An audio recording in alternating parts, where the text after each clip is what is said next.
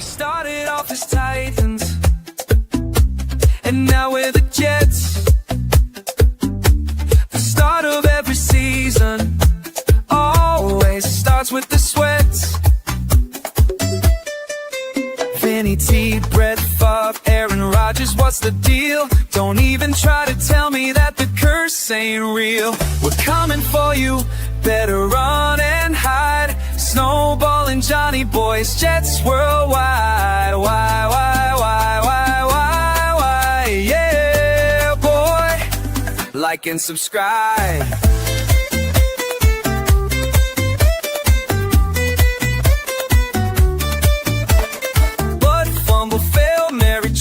Fitzpatrick, the end of every season is always tragic. Doug Bryan missed, everybody got a piss. 2 Super Bowl seasons ended with just one twist. 15 years without the playoffs. Is Aaron Glenn legit? We're the freaking New York Jets, and we're built for this shit. We're coming for you, better run and hide. Snowball and Johnny Boys, Jets worldwide.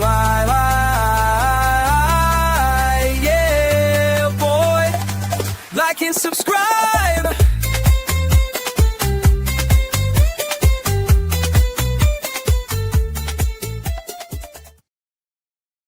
Can't wait to the draft.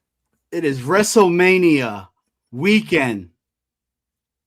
Nobody's hyped about that. No, nobody's hyped about that. Everyone's hyped about the draft, Johnny.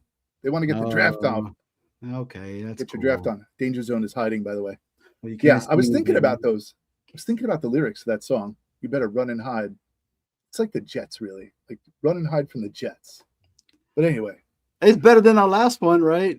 It is on a road to victory, and every single week it was a loss. So that's right. We went a little neutral on this one. How was your week, by the way? Good. It was actually really good. I was extremely busy. My kid is starting to get the hang of this whole soccer thing. Real quick, guys, I gotta let everybody know. I call Snowball. Anybody that has kids is gonna appreciate this real fast. So I'm getting my kids, right? I have a whole bunch of kids, first of all, and everybody knows that. But I'm getting my youngest, right? The smallest of the bunch into her car seat. I tell my son, I have a storm door and the front door. So I have the front door wide open, but I close the storm door so he doesn't run into the street, get hit by a car, something crazy. I don't want that to happen, of course. And he's there. So I'm saying, Gio, just chill here real quick. I got to put your sister in her car seat. Less than a minute.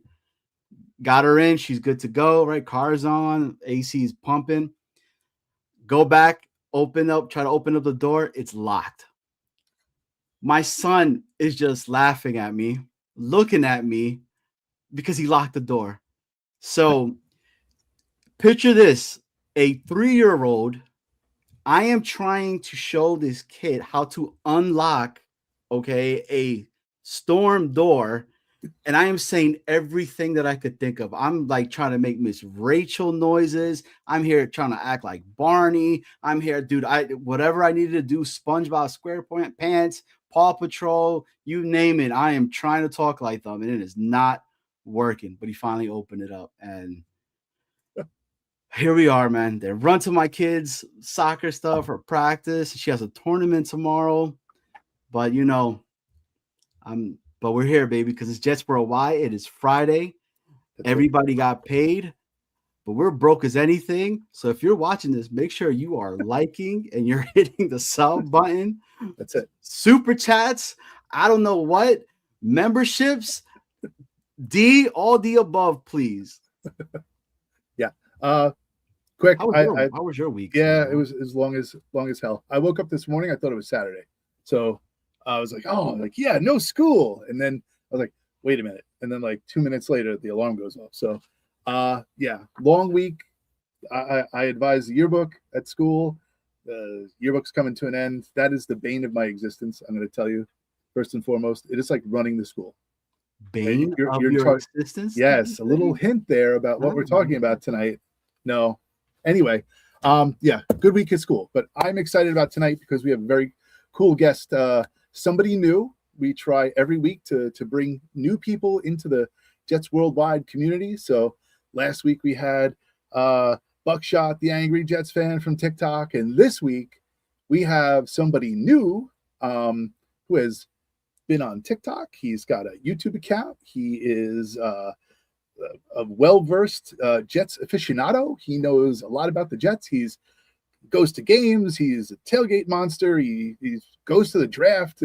He's a very dedicated fan of the Jets, and he's got like his morning routine. If you check out TikTok, check out Juicy Jet. Tonight we have Juicy Jet. We have Kevin from the Juicy Jet podcast. So Johnny, bring him on. Here he is, Kevin from the Juicy Jet podcast. Welcome. What's up, guys? It's great to be here. Thanks for having me. Oh, yeah. Our honor to have you on the show.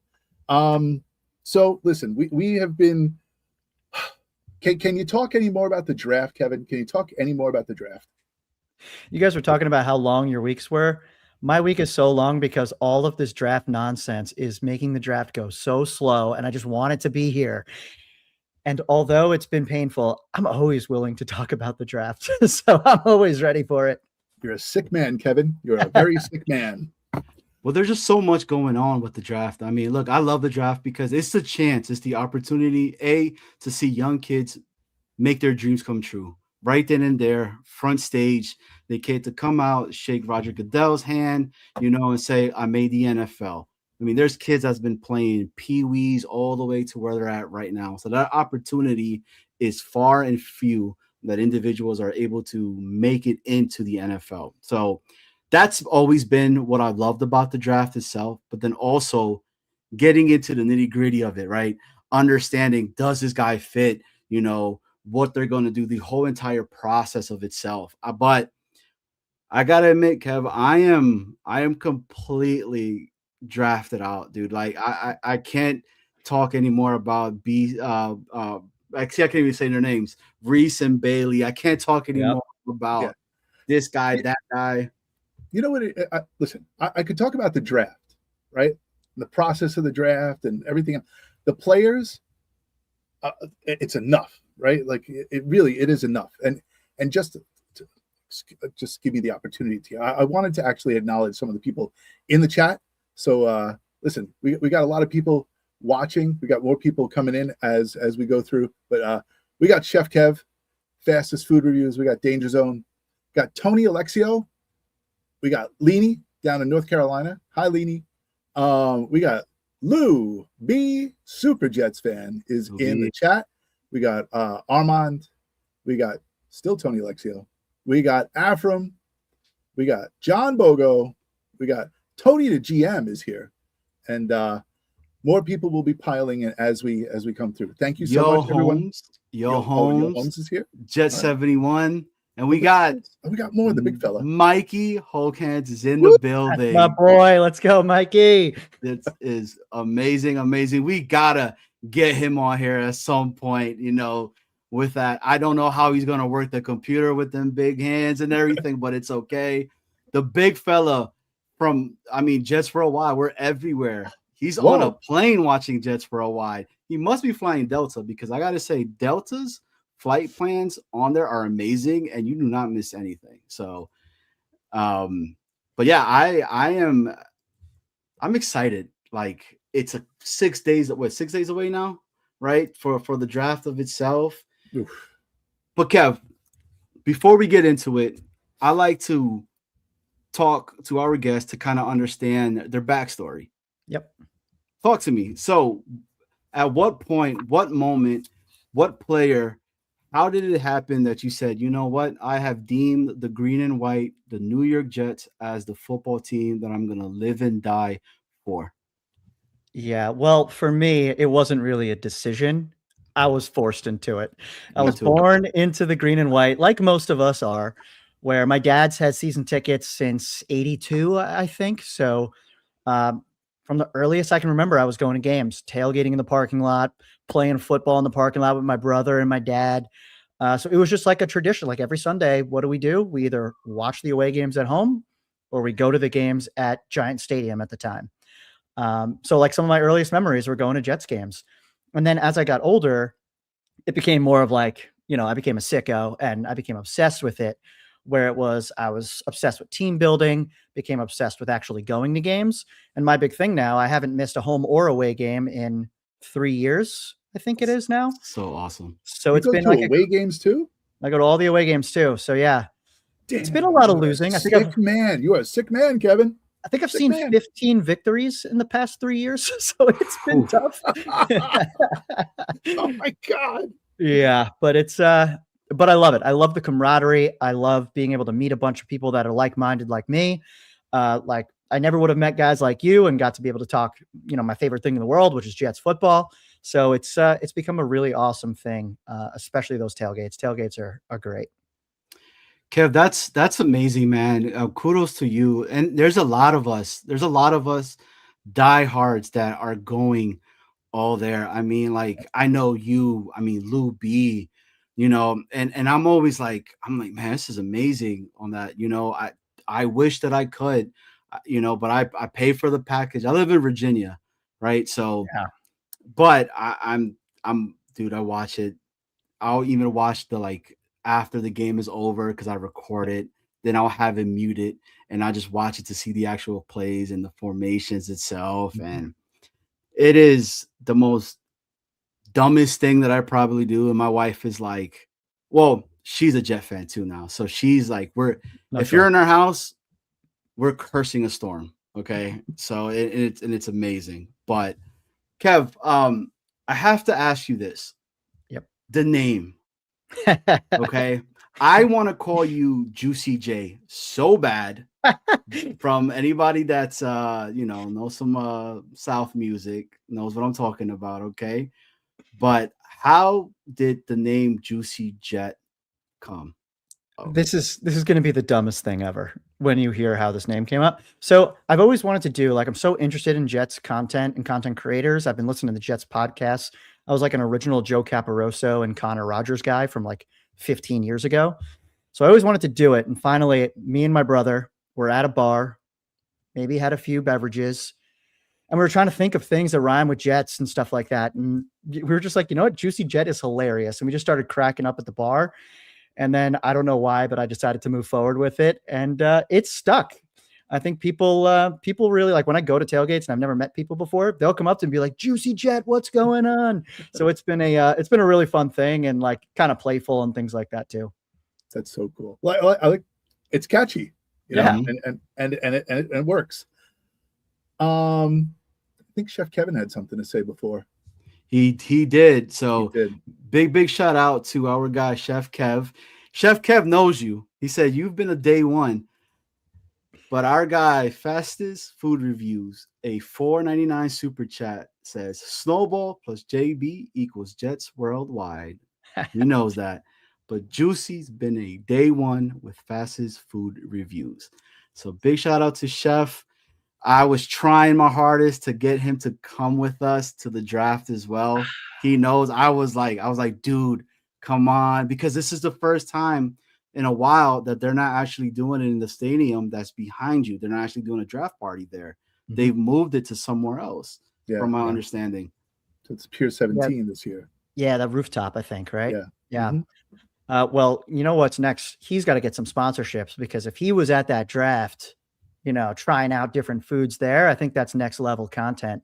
But yes, I've been a big fan for a long time. We've met a few times in the stadium at training camps, things like that. So that's awesome.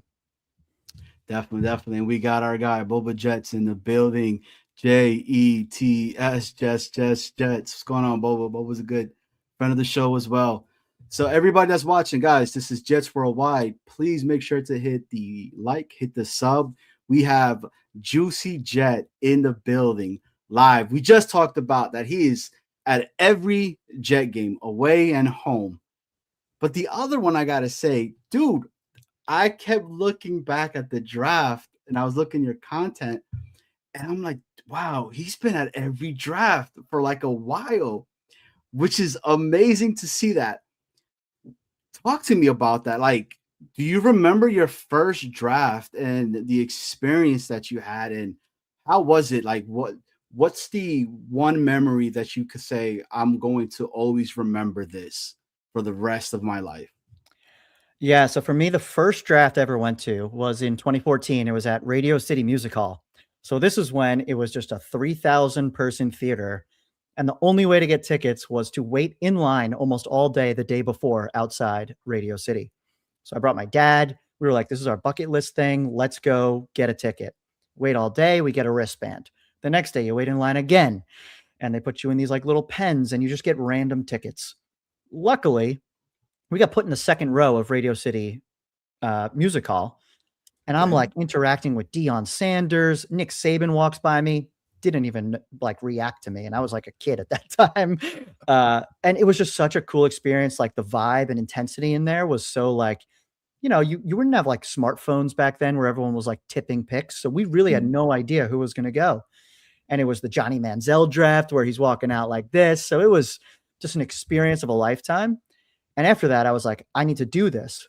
But they removed it from Radio City after that.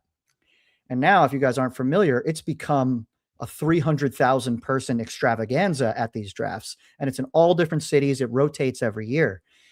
So eventually I got tickets to Dallas, where I was in the inner circle, which was like crazy. That's where we drafted Sam Darnold, which was awesome.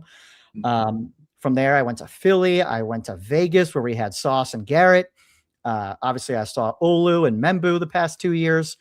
So there's been some really amazing drafts. And I'm just like so hooked on it because I love by October, our season's normally over. So I love the fact that I can dive in, learn about these prospects, figure out our Super Bowl, which is the draft, to figure out who's going to give me hope for the future. So I love it. And these next two drafts are just like so critically important for our team that I'm like, I can't miss them. I just can't. So let me ask you. So you're in the inner circle, and I'm gonna have to probably go the Sauce, the Garrett Wilson. Yep. I'm gonna have to go to that one, right? Where they trade back in to pick up JJ, right? Yep. If I'm not mistaken.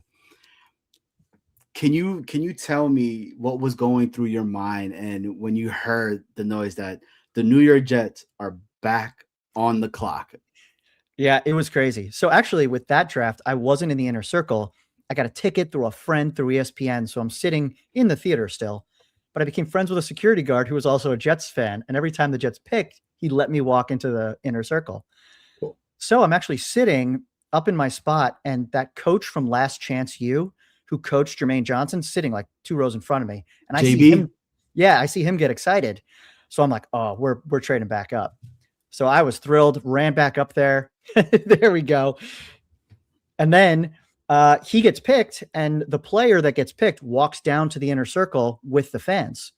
So he comes up to me and basically gives me a bear hug because I'm like in the corner standing right in front, and he had this like crazy suit on. It was a really awesome moment. That's like pretty unforgettable, especially that we already took Sauce and Garrett right before that. I was like, wow, we're going to the Super Bowl. This team's so great.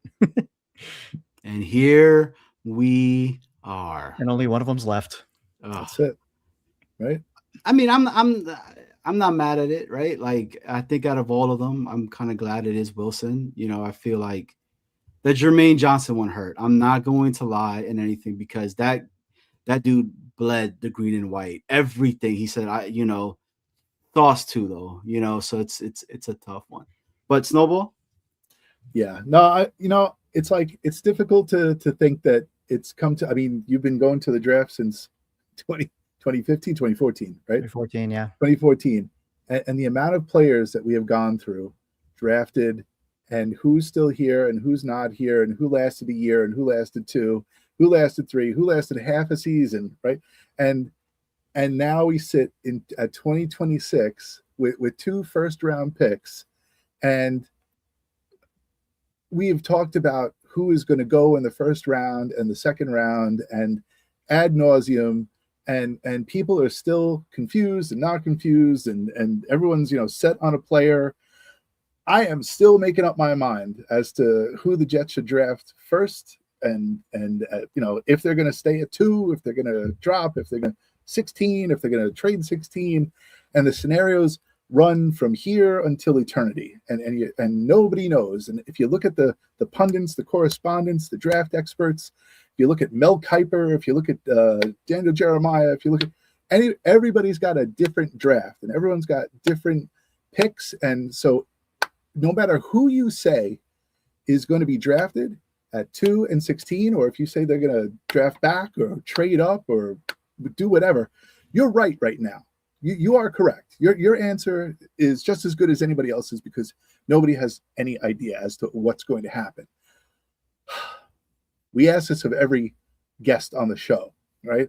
And of course, we'll lead with that because we'll get it out of the way because it's a pain in the ass to talk about anywhere else. But all right, so do you think we're going to stick at 2? I do think we're going to stick at 2 just because I don't think there's anyone out there who's going to trade the assets worth pick number 2 for us to move back. Okay. So who's your pick at 2? My pick right now is Arvel Reese, but I will say I'm not one of those fans that loves Reese, hates Bailey. If we got David Bailey, I'd be pretty happy with David Bailey too. So I don't know. I think pick 2, it's kind of a toss up right now, but I'm still an Arvel Reese fan just because I feel we can move him around a little bit. He could be kind of a weapon. He can play off ball linebacker. He could play edge. So I'm like, that gives us some more flexibility depending on how we do this year and potentially who our coach is next year, what the scheme looks like, all that kind of stuff. And just because it's fresh in the news, right? Mm-hmm. The interview, well, we don't know when it was scheduled for, but the meeting with David Bailey, right? David Bailey, the meeting with him was canceled. Do you have any opinions as to why that was canceled? Now, your opinion is just as good as mine, as Johnny's, as people in the chat. So what's your inkling?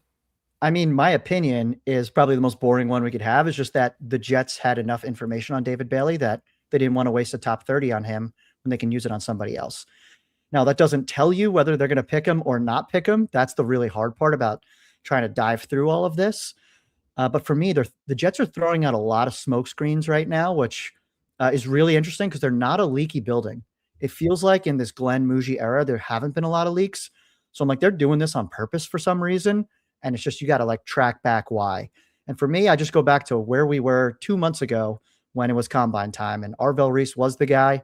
And I'm going to stick with the Jets still picking Arvel Reese at that point. So why do you think so many people changed their tune and said, you know what, the Jets are going to go with Bailey at 2? Do you have any idea? I think because someone in the building is leaking that to agents, leaking that to other teams to try to get someone to trade up or try to get to tempt someone like a Robert Saleh to take his edge player and David Bailey. Will someone have the arsenal of picks to do that? I don't know. That's the big question. Mm-hmm. But I think we still walk away with Reese on day 1 or on pick 2. Can I just show Dano's question? Because it kind of goes along with what we're talking about. Bailey's ice cream or Reese's peanut butter? You can only eat one for the rest of your life. What is it? Well, I think I'm going to bring Reese's Pieces or Reese's peanut butter to the draft. So when we pick him, it's just out there in the open. But I'd go Reese's peanut butter. Okay, Reese. Johnny? So I'm lactose. So that's just easy for me. And it's going to be, Reese's peanut butter. All right. This isn't any indication as to who I want in the draft, but Bailey's ice cream is my jam. So I'm or can we do a Blizzard style in some way or something happens and we end up getting both of them and everybody's happy and then everybody's saying kumbaya together? No? Wait a minute. Did you just say everybody's happy? It's not gonna happen, dude. There's gonna be so many people pissed off. We've got right. You're an idiot. You're an idiot. Dude, if we win, we're all good. I think I'm the opposite. No matter who we take, give me 12 hours. I will love that player and be obsessed with them. That's the optimism in me, the optimistic side of me. Where I'll just be like, that's my guy. He's going to be the best player that's ever lived coming out of this draft. Kev, yeah, go ahead, John. Yeah. Kev, I wanted to ask you this. So with the second pick, and I wanted to stay there, is that who you want or who do you think the Jets are going to take? Is there a difference from that pick? It's both. It's who I want and who I think they're going to pick. Nice. I mean, obviously it would be nice to have a quarterback, but unfortunately there's just no options for us. For me, I feel like having the number 2 overall pick, you need an absolute game wrecker, difference maker. And when I look at some of the other players in this draft, are they really the difference makers that, like a Micah Parsons is, or a Myles Garrett, or players like that who, can disrupt an entire game? And I think the one player And there's a couple, but one of the players that has that upside, I think, is Arvel Reese because he's only 20. He's got so much room to learn and improve. And at minimum, he's a great off-ball linebacker. So the upside on edge is just massive for me. So I'm very excited to hopefully add him to the roster. Johnny, did you hear the Jay Deuceable interview when he was talking about Bailey? Kevin, did you hear it? I did not. I did not. And I knew you had told me earlier about it. So I was interested. I was like, you know what?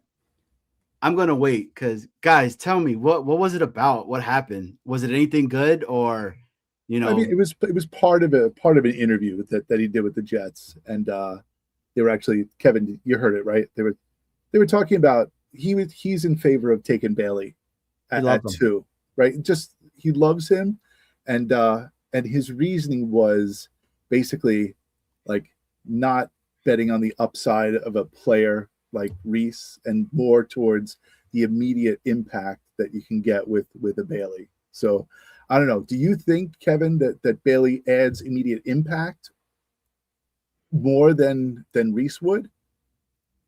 I mean, I think he would add impact. Is it more than Reese would? I mean, that's a tough question to answer because you are betting on the upside of Reese.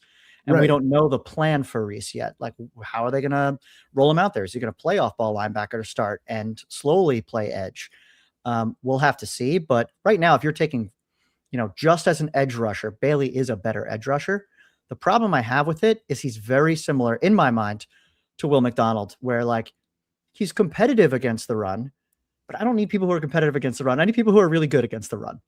So is there a world where we can't have our 2 starting defensive ends or outside linebackers on the field at the same time because we have to wait till 3rd down when they can rush the passer?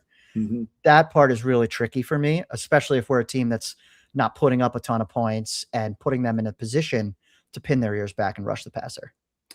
I think one of the arguments that I'm having amongst the Bailey and Reese conversation is Bailey going to be that every single down football player for you compared to a Reese where he could play all those different types of positions and line them up and essentially be in that Joker type of role, right? Mm-hmm. And that's what's intriguing to me. Why would you not want the guy that could give you all of that if there is a hole, he's able to kind of, fill that hole in itself. So yeah, like I would tell you this, Kev, I feel like the Jets are going to go Reese, but my heart wants offense.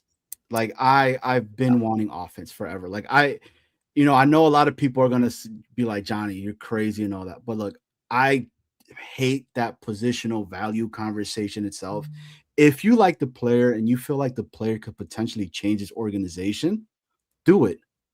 You need playmakers. You need guys that are going to be difference makers. And there's only a few that are getting that, tag of a difference maker, or I only think one person got the tag this year of a generational talent, but people are just like, no, you can't do it because you're at 2. What's your thoughts on that? I mean, I'm with you. I think this needs to be an offensive heavy draft because we didn't spend any money on offense in free agency. No. We signed a left guard, Parham, and then obviously traded for Geno Smith, and that's pretty much it. Our wide receiver room is Irv Charles and Arian Smith and Jamal Pritchett right now. Like, we need some people to help out Garrett and AD. Mm-hmm. So I'm with you. I hear all the rumors about the potential Carnell Tate pick there. The only thing I'm stuck on with him is he feels like an awesome number 2 receiver. And is that pick number 2? And I understand that you're arguing positional value shouldn't matter. You should just take the best player that you think fits your team. But for me, I'm like, would I take T. Higgins at 2? I don't know if I would take him at 2. I would take Jamar Chase at 2. I don't know if I would take T. Higgins. And I feel like Carnell Tate with us would be more of that T. Higgins where he's a really good number 2 receiver. Now, I've heard the rumors, too, of trading up from 16 to potentially get him. I'm like, yeah, if we love him, let's go do it. But I absolutely don't want to waste draft picks from 2027, of course, if we're going to do that. Well, based on what you just said, you said that Tate seems like a really awesome number 2. What's your opinion of Garrett Wilson? Is he an NFL number 1, or is he? Do you believe that Garrett Wilson is an NFL number one receiver? I think so. And I actually thought he was having an awesome year last year, even with the Justin Fields not being able to throw the ball forward for a few games. But then that injury just killed him. Like there were some plays where you watch back, he's wide open. He's making that Dolphins game, he was making some incredible catches. We just need someone to get him the ball. And of course, we had Aaron Rodgers, and then they didn't really get along, which was a problem. So if we could just get somebody, and I think Geno Smith he'll throw it downfield. He does not care. He'll throw a pick. It doesn't matter to him. So I'm hoping that there's a better chemistry there. But I do think he is a number one receiver. Mm-hmm. What do you guys think about that? Do you guys feel he's a number two? So Mikey Hulk Hands real quick says we need a different maker. We need a difference maker. So I'm in agreement with him on that. Yeah. Do I think Garrett Wilson is a number two? A legitimate number one receiver in the NFL. Or a legitimate number one? Yeah. I think he's a number one. I know a lot of people are like, oh, you know, this. First off, look at the amount of quarterbacks that have been throwing his way. And he's still been able to produce the yardage that he has, right? The capability. Dude, a number one does not do a one-handed Jordan-ish like, okay, you're not, a number two doesn't do that. Your number one, your star, he's making plays like that. And he's that guy. And I got to be honest, he's the captain, man. Like that dude, he had every opportunity to crap on this team like every other person that would, and he never did. People were getting pissed at him because he was so like, you know, emotional on the sidelines and getting into people's face. Well, anybody that's played sports, you always have a guy like that. And he's trying to tell you, we're still in this game. Like, get your head out of your ass and let's get back into here. I want to win. I don't want to give up. I don't want to lose. What are you guys doing? That's what I thought when I saw of him. So he's the number one to me. Yeah. I asked the question just to play devil's advocate. Like I believe that Garrett Wilson is our number one wide receiver and could be a number one on other teams as well. But there are people out there in the Jets universe that believe that he is not a legitimate number one. He's kind of like a 1A basically. And, you know, he could play in tandem with somebody else. Speaking of wide, what's that? Go ahead. I would just ask those folks, like when they say that he's not a number one, how many receivers have gone 3 straight years over 1,000 yards, over 80 catches? I think there's only been 5. Garrett's one of them. Mm-hmm. And then go through the list of number one receivers in the AFC and tell me who you'd rather have over Garrett. Jamar Chase, Nico Collins, who's Ladd McConkey, Jalen Waddle. Like, go through some of those names, and then it's like, oh, wait, like, there's not that many like Jamar Chases out there or Justin Jeffersons. Sure. And I think we've got a good one. So I want to do whatever we can to keep him happy. So using that information, just talking about wide receivers, the Jets are kind of, you know, in the market for a wide receiver in the draft. I'm going to put a poll up in a minute. It's this new feature on StreamYard where you can put a poll in StreamYard. I'm not going to use the one in YouTube. You just have to type the number of the person that you want to vote for in the chat. So when I put that up, you guys can do that. Jordan Tyson had his workout today. There were about 20 teams watching him run routes. And what I wanted to ask is this, right? The evaluation of Jordan Tyson after his workout was that his medicals came back positive, that he's, you know, ready to go. They said that he had burst, twitchiness, a big route tree that he could run, and he was explosive. So being that he has been cleared by medicals for, you know, ready to go for the season, does that change your mind? A lot of people had Tate as the number one receiver to go in the draft. Does it change your mind about where, you know, the top receivers are going to be drafted? Do you believe that Tate is still number one? Do you think Tyson now takes over? Ooh, hold on. Worldwide Jet Setter, welcome aboard. What happened, John? Oh, looks like we got I'm sorry to interrupt. That just happened really quickly. but we got a brand new Jets Worldwide, wide. We got a worldwide jet setter here. Thank you to our guy, Mr. Florida Phil, and gifting a membership, and that went to Oscar the Grouch 755. Welcome. You are a worldwide jet setter. I just love that Oscar the Grouch watches Jets Worldwide. It's so awesome. He has Should be to a mascot. Right? Like he is a Grouch, so he belongs. Like he is a Jets fan, right? If any Muppet was going to be a Jets fan, it would absolutely be Oscar the Grouch. Like nobody else. He's New York. He's gritty, and he's always pissed off. So He's loyal to his. He's loyal to his corner. Right, exactly. Yeah, stays in his trash can. The dumpster, the trash can kind of looks like, our stadium a little bit, right? So I think it fits it perfectly, right? The big tin can, right? Yeah. Hey, well, keep going, Snowball. I'm sorry about that. I was just saying. Getting back to that, my question to you was, right, who should be drafted first, right? Who should be and the poll is up now, so you guys can vote. Right, which wide receiver should be drafted first, Tate, Tyson, or Lemon? Kevin, what do you think? Well, I think for me, talent-wise, Tyson is probably the best receiver in this draft. Do I think he'll be drafted first? Probably not. I think Tate is going to go first. I just think, even though he had a good workout today, it feels like those are just like lingering injury issues that Tyson has. Now, like if I'm like the Rams or a team that's like pushing for the Super Bowl, I would probably take the risk on a guy like him just because the upside is just so high. Mm-hmm. But I do feel like a lot of teams like Tate a lot. So I feel like he's going to go first, and he doesn't have that history of injuries behind him. Okay. Oh, we're getting votes. Okay. So votes are coming in. So, Kevin, I think I like Tyson. Okay. The upside on Tyson is there. The comparison that he's getting to the workout that he had today, there was 20 plus teams that were there, including the New York Jets. He ran every single route that they asked. I think they threw the ball like 30 times. He maybe dropped one. And I think that was on a dig route, if I'm not mistaken itself. Medicals are cleared. He's like good. He ran super fast from what they're saying. But I don't know, because we play in that stadium and that turf. I mean, dude, the turf monster is a real thing.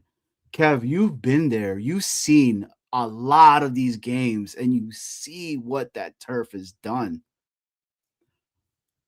I think for me, man, I'm still on Tate. Dude, I like Tate as a technician. I like the way Tate comes in and out of his routes. The way he's able to essentially, his body contorts a certain way to catch the ball. And if Garrett Wilson is like, bring him home, and you're telling me, dude, how many Ohio State Buckeyes that have been wide receivers have not been good? So like, it's an intriguing one. And then I would probably say, for me, I would go Lemon. Dude, give me a Steve Smith type of player, because that's who he reminds me of. Yeah. Okay, that kid plays with an intense, and he wants to hurt you. And why not? You play in New York, New Jersey, whatever, you play for the Jets. So having that kind of attitude, it's a must. But I'm still Team Tate, man. So I'm going Tate. I mean, I'll be honest with you. If any of these three fall to 16, I am sprinting the card up.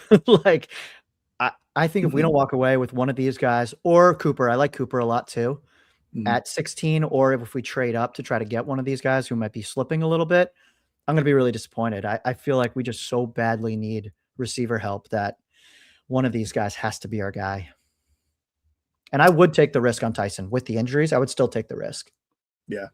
You would take the risk? You're Team Tyson. I'm team all three. I love them all for different reasons. Yeah. I think Tate is the safest. I think Tyson has the highest upside, and Lemon's just a dog that I think Aaron Glenn would be obsessed with, because he can block, he gets the yak, he can play the slot, and then people think he can play outside as well. So yeah, I feel good about all three. the idea is to find someone who complements Garrett Wilson. Mhm. So out of the three, which do you believe, you guys, who do you believe is the clone of Garrett Wilson? Who is the clone? Do we have It has to be Tate. I mean, it has to be Tate. Like, dude, there's some pictures of Tate that they have with snapshots of him, and it looks like Garrett Wilson catching a touchdown.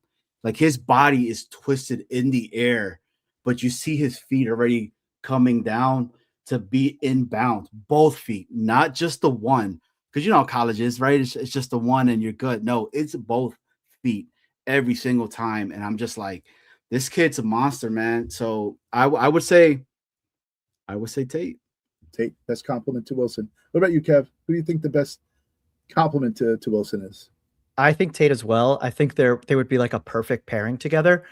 And both Tate and Tyson, I think, allow Garrett to play the slot a lot more, which can create some mismatches for him, which I really love. Whenever they were able to move him into the slot, I thought it was beneficial for us. So I do think Tate, though, and coming from that Ohio State pedigree, like, you know, you've been coached up well, and you're going to transition to the NFL really well. So I'm going Tate as the clone, as you would say. All right. I'm going to go different because I just like to go different. And I'm going to go complete opposite. I'm going to go Lemon. And Lemon, the reason why is because exactly what Johnny said before. He is the Steve Smith type of a player. And I think that's what we have been as a team. We have the finesse guys, right? We have the finesse receivers and the dirty, grinding, like gets hit, stays on his feet and just keeps running type of a guy. It is Lemon. And I don't care about his height and I don't care about his weight or whatever it is. I believe that he is a New York type of a guy, right? Lemon he's got the attitude, like when he scores, he's like, got his hand, he's like, he's sitting there, he's looking around, he's grinding his head, he's like nod his head at the crowd and stuff. That is a guy who is like cocky and confident. And I loved his Cobra snake type of, interview at the draft, like the combine or whatever. So I like the dirty player. So he is my vote for, yes, exactly, Johnny. He is my vote for getting a player. I believe Tate will be taken even earlier than people suspect. Tyson and Lemon will be in that same pocket. I'm thinking probably in that 8 to 12 range, somewhere in that pocket. So if you want to trade up, would I be upset? I don't know. I'm always tempted to. Now you said stick it too, Johnny. You say stick it too. Stick it too. Yeah. If somebody were to make an offer, I'm doing it. If Tennessee offered, I'm doing it. Would you drop back? Yes, and then I'm picking up Love. You're getting Love, dude. Like trade Brees, buy Brees, dude. Or have both of them. Why not have some crazy ass plays drawn up in the back where you got two guys that could catch the ball, and because I'm gonna go back to what you were saying a little bit earlier, Kevin, about it's Garrett Wilson and AD. For me, the wide receiving room, it's Garrett Wilson and question marks. Yeah, it really is, because AD Mitchell, it's still a question mark. He has the upside. He can potentially be that guy, which they're really high on. But I could say the same thing about Arian Smith. I could say the same thing about, that's really it, because I can't say anything else about any other. Isaiah Williams, I guess. You know what? I was really impressed by Isaiah Williams last year. Like, he really, okay. So wasn't he like cut during training camp? He was cut after that like disaster in Miami where he fumbled. Right. Fair caught it at the 2. Yeah, it's fair talk. Right. So he was cut.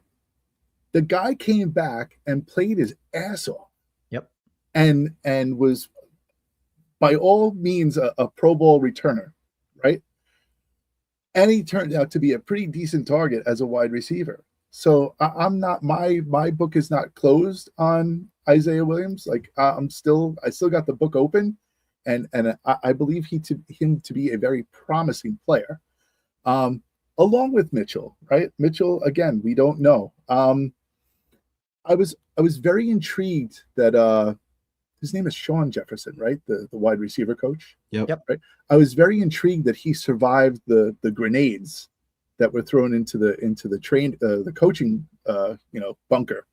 Like he survived. Everything blew up and he like walked out and he was like like, whoa, what's all this smoke about? And they're like, oh yeah, come on over here. You're still with us. So Garrett loves that dude, yeah, bro. I understand that Garrett Wilson loves him, but Garrett Wilson, we all know, has like more talent than like any in his little pinky finger. He's got like more talent than a lot of receivers. It's innate to Garrett Wilson to be an explosive, high impact wide receiver. Is Sean Jefferson changing the receiver room for us? Like, I don't know. I'm just thinking like, what can he do for AD Mitchell? What can he do for Isaiah Williams? What can he do for a player like maybe Lemon or Cooper or Boston or I don't know, Bell, whoever we bring in, right? Is he the guy to make that turning point? Is he going to change the receiver room? I don't know. We had crappy quarterbacks, and having a crappy quarterback doesn't allow you to do any evaluation whatsoever. So, what opinions, Johnny, Kev, like Sean Jefferson going to be able to coach these guys up? I mean, I just think he's a very well-respected coach in the league. And when you're looking at the talent he was given last year, like Josh Reynolds was probably the most forgettable player we've ever had. Who? He was doing no favors to Justin Fields. Same thing with like Tyler Johnson, who had like a couple moments, but that was really it. Mm-hmm. I think the big thing on him right now is Arian Smith hasn't really taken any sort of leap. He probably had the most snaps of any player in the NFL with the least amount of targets or catches. Like the differential must be massive. So I think that's the big question is like, what's he going to do with these young guys? So I think you're right, but the question is we're not in the building, so we don't really know. Yeah. And I think that's it, you were kind of alluding into a little bit earlier that there's no leaks coming out. And I feel like this is a great position that the New York Jets have put themselves in. They have nobody knows. People are just grasping at straws right now. Dude, for all we know, they could say we're getting Caleb Downs at number 2 because we don't care about the positional value. He is the only guy that is this generational talent tag that's on him. We really think he'll pair out really well with Minkah, and that's what we want to do. And if you guys don't like it, then I don't know what to tell you. I'm taking that away. Sorry. Hold on. I'm trying to take it away. It won't get away. Hold on. There we go. All right. Sorry about that. We have a raffle, by the way. Yeah. Hey, Kev, my bad. We're still a little bit, but dude, like I don't know. I mean, at this point, number 2 feels like it's gonna be Reese. Like I think it feels like it's gonna be Reese, right?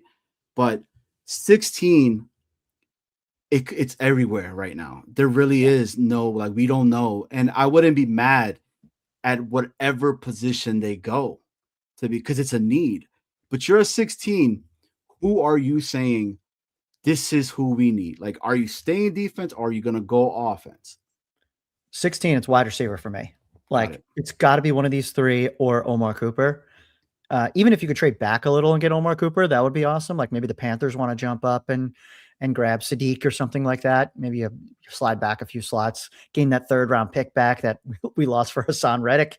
Now, if the receivers are all gone, that's a scary place for me. Like Vega Ioane might be the pick, that guard. The only, I think, position I would be mad at would be if we took either Kenyon Sadiq, because I feel like we already put, draft capital into Mason Taylor, or if we take a corner. I don't love the fact that we traded Sauce away to then just take the pick that we got and then draft his replacement. That just feels wonky to me. But I know that's kind of like an out there opinion. Like, I don't know what you guys think about that. I'm on agreement with you. I do not want a corner at that position. Like I don't, and I'm on the same boat with you. I'd rather get one of these because like the talk, there's a lot of talk now of, oh, Ruben Bain might be falling, and the disrespect that Ruben Bain is getting, it is insane to me. Like this guy is not a monster of a beast. But that's what I was gonna ask you, Kevin. But to answer your question, yeah, dude, I don't want a corner at that thing. Sadiq is intriguing to me because Sadiq, I don't think he's a tight end like that, right? I think he's a true weapon, and I think if he's utilized that, having Mason Taylor and him potentially be a Aaron Hernandez, with Gronk type of thing, which is what I see, or when Vernon Davis and I forgot the second guy from San Fran when they were like a crazy tandem over there in San Francisco with like Alex Smith and all of them, would be something for us to say, holy shit, when's the last time we've had two tight ends do something like they would be? Because Sadiq's a monster, man. In my heart, I'm like, I want a wide receiver. I want that guy that's gonna help out and complement Garrett Wilson. Snowball? Yeah, I mean, I think you have to talk.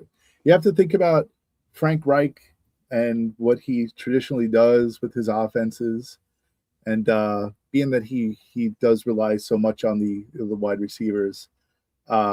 16 has to, I didn't say has to be, but could be a wide receiver, possibly using 16 to trade up to get one of these, three is something that a lot of people have been talking about, pairing 16 with 44 to move up to get somebody in the 8 range.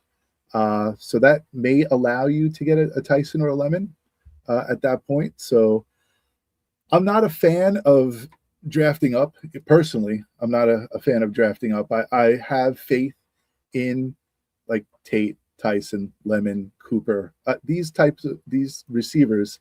Obviously, there is a pecking order to them, but all of them kind of like have their own nuances of being, good receivers. So I don't believe you need to have a superstar at every position. I believe you just need a reliable player to be in that position and not F things up. Like, that's basically what we're looking for. So if you made me choose like, Boston or KC Concepcion, right? Like I'm going to go Boston over KC Concepcion just because of the fact that, Concepcion has that, drop issue, but still a great receiver, no doubt. But, just there's an edge to some of these players. So, yeah, disappointing pick at 16 would be a corner, like to take one. And like you said, Kevin, like to replace Sauce with himself, basically, it's like, what the hell are we talking about? Why are we doing this? There is a world where potentially all three of these receivers are already gone, because just like you were saying, Tyson now is shooting up even more, so do we see ourselves going up, or who falls? And if you see somebody fall, like who's that player? Yeah. If Ruben Bain falls and he's there at 16, I mean, do you say hell yeah and let's get him, and their guy it's a monster at that point? Or for some insane reason, Caleb Downs falls? Because that was a conversation a few weeks ago that they kept saying because of the whole, injuries and the reports and whoever was making up, it's Lions season, of course. And if he's there, like, do you pull the trigger on that? And imagine leaving this draft with a potential Arvell Reese, Caleb Downs, Arvell Reese, Ruben Bain. What's your thoughts on something potentially like that happening, Kevin? Yeah, Kevin, take the reins. I think the problem there is that there's too many really smart teams in front of us. You look at like the Ravens, the Bucks, the Chiefs, the Rams have all been, maybe not the Chiefs as of late. Their drafting has been iffy. Those other three teams are awesome at drafting. So I think they're just going to sit there and like let a Ruben Bain fall into their lap. Let a Caleb Downs fall into their lap. Now, if someone did fall to us, yeah, I'm going to jump all over it. Like, we need good players. Like, we are not a good football team. We need as many good players as humanly possible. So That would be amazing if you walk away with a Caleb Downs, who I think is a blue chipper. When I think about my blue chippers, it's him and Reese are two of them. That would be awesome. But you would need that Well, run on linemen. You would need that run on receivers. Sadiq would have to go early, things like that. who else are your blue chippers? Now I have to ask you. Who are they? It's those two and Jeremiah Love. Those are the Okay. three. Yeah. And then everyone else I think is like Sonny Styles, I think is awesome. But like, is he a blue chipper? I'm not sure. He could be. Well, he could be in a Hall of Famer one day. Same thing with some of these like linemen. Malagoa is going to be really good. Vega Ioane is going to be awesome. But I think there's really only 3 or 4 blue chippers in this draft. We have a question that's for you, Kev, real quick, that I want to put up from our guy Yo Holmes. Yo Holmes, thank you for so much. And guys, everybody that's watching, you guys are watching Jets Worldwide. Please make sure you guys hit the like, hit the sub. We do have a current promotion going on. We do have a raffle ticket going on that any $4.99 and up super chat gets into the raffle, as well as any gifted memberships get you into the raffle to be able to get a player plaque of who we've been talking about in our guy Garrett Wilson in this sweet looking New York Jets draft hat that I think is badass. I bought it. Well, my dad bought it for me. Thanks, Pops. If you're watching, love you. And it is badass, okay? But again, Jets Worldwide, the raffle ends at the end of this month, and we will draw May 1st. So, guys, gift up. That's it. But he asks, Kev, Geno loves throwing to tight ends. Does Mason step it up coming off the neck injury? My answer is still we don't know, but I think it's going to be a yes. And the reason for that is because if you listen to Aaron Glenn during the owners meeting, he went on like a mini rant about Mason Taylor and how much he loved him and he thinks he's going to step up this year. He said that he had the realest conversation with him at the exit interviews coming out of the season ending. I think the downside is we didn't really get to see Mason that much because the quarterback wasn't good. And I think that injury that he had, sure, it was probably a slight injury, but I think they just held him out towards the end of the year because we were just in full out tank mode. We were marching to the end of the year with all these random backups. So I don't think it's as serious. When you hear neck, it sounds serious, but I don't think it actually was. So yes, I think Mason Taylor is in for a big year, especially with Geno Smith at the helm. Snowball? I'm gonna I'm ending this poll because it's annoying me that it's just sitting there. Tate wins. Okay, that's it. And we're done. Woohoo! Sorry, I was reading the chat and I was writing things down. And repeat the question because I have ADD. Go ahead. So Yo Holmes is asking, Geno loves throwing. Oh yeah. The tight end thing with neck injury. Yeah. And I remember I was listening in the back of my head. You guys were talking about the exit interview with Aaron Glenn. Yep. Being the son of a NFL player, I'm sure puts a lot of knowledge in your head. Growing up with a dad who plays in the NFL, I'm sure he was around the locker room, practice field, going to games and all that stuff. They had that picture of him at MetLife and all that stuff. So pretty interesting guy, Mason Taylor. And for him, it made complete sense that Aaron Glenn had a very real conversation with him at the end of the season.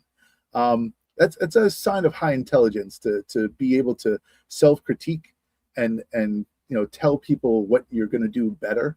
A lot of NFL players, I'm sure, think that they're the greatest thing since sliced bread, and they're just going to come back and do the same thing next year. But to self-evaluate and stuff like that.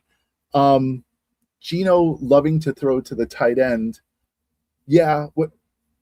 but Geno to me, is the mad bomber sometimes, and I really enjoy that aspect of his game. So when you think about what happened to Geno Smith last year, with the amount of he was like on the Jets, like it seemed like the year prior, right, with like the 31 different combinations of offensive linemen and all that crap, and that was a horrific season for Geno Smith last year to deal with. Douzable was talking about during that interview that what's his name, Brock Bowers got injured right like after game 1, right? And they basically were not the same team the entire season.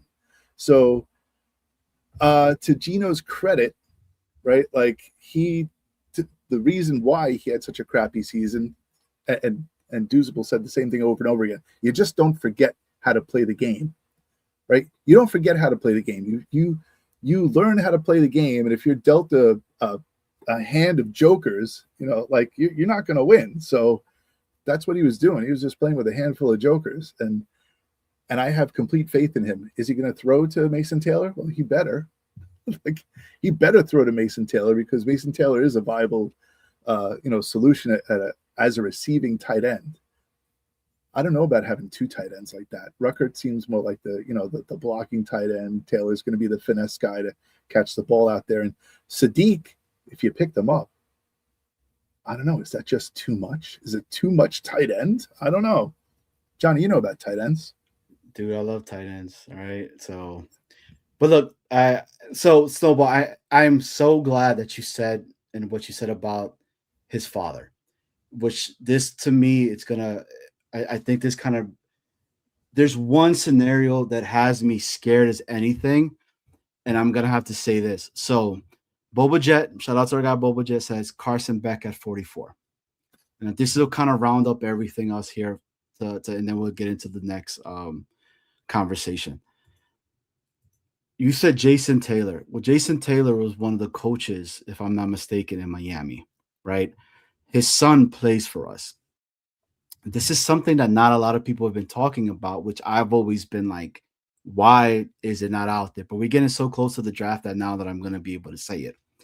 How much has the Jets organization talked to Jason Taylor and really gotten the ins and outs of all these different Miami players, of the Ruben Bain, of the Mesidor, right? The cornerback that they have over there in itself, and Carson Beck as well, which is the reason why it scares me that he could be like, Carson Beck, man, I mean, why not? If you could get him now. I don't want him. I don't like Carson Beck. Okay. I'm a Georgia Bulldogs fan. Okay. And I could not stand that man when he played over there.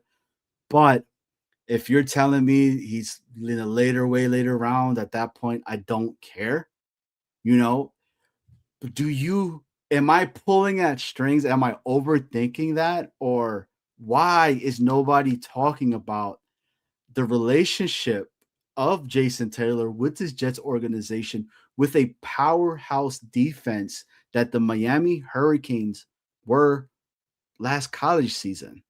Kevin. Well, look at last year's draft. We took Kiko Mauagoa, the inside linebacker from Miami, and Tyler Barron, the D end from Miami. Tyler Barron directly coached by Jason Taylor. So I think there is like a ton of insight that you can gain from a Jason Taylor. And obviously Jason Taylor played for the Jets too. So of course he's got some ties to the team. He might've hated us, but he has ties to the team. So yeah, I think there's some good value you can get there. Do I like Carson Beck at 44? Definitely not. In general, I don't like Carson Beck. I think that UCL surgery like kind of killed his arm a little bit, which stinks. But and I don't know if he would do well in New York with all the extracurriculars that he's up to. But for me, like there's really only one quarterback I'm taking in that top 44 picks, and that's probably Ty Simpson, and I'm still not that excited about him. So yeah, Carson Beck would be a late round pick for me. I don't know. I get influenced by Johnny Boy. I didn't watch Georgia, but I don't know. It's just Beck doesn't rub me the right way. I mean, if he's in these way later rounds, where they're supposedly he's going, at that point, I don't care. Yeah, it is what it is. It's a shot, and if for some way or somehow he ends up being a Brock Purdy for us, let's just say, I'm not saying that's going to happen. Jets for a Wide is not a Jets for a Wide exclusive. I cannot stand that man. But at what point is it going to be good for the New York Jets? So, but we got another super chat from our guy, Danger Zone. I heard that there's a certain individual from Jets Worldwide that is going to be on the Danger Zone tonight, if I'm not mistaken. So what are we talking about? You guys are going to have to check this out. But Danger Zone goes, would anyone still want Reese Taylor Bailey if Dante Moore declared? Hit the like, hashtag raffle. That is a very good question. And I'm going to give the floor to you, Kev. This is all yours. Yourself. None of us are going to chime in at all. This is a very tough question and a really exciting question because this is how it should have been. We should be sitting here debating, do you go quarterback or best player available? For me, how many years in a row have we just watched terrible quarterback play? So I would be going Dante Moore, even if he sat behind Geno in this case for the year and could learn since he hasn't had a lot of starts.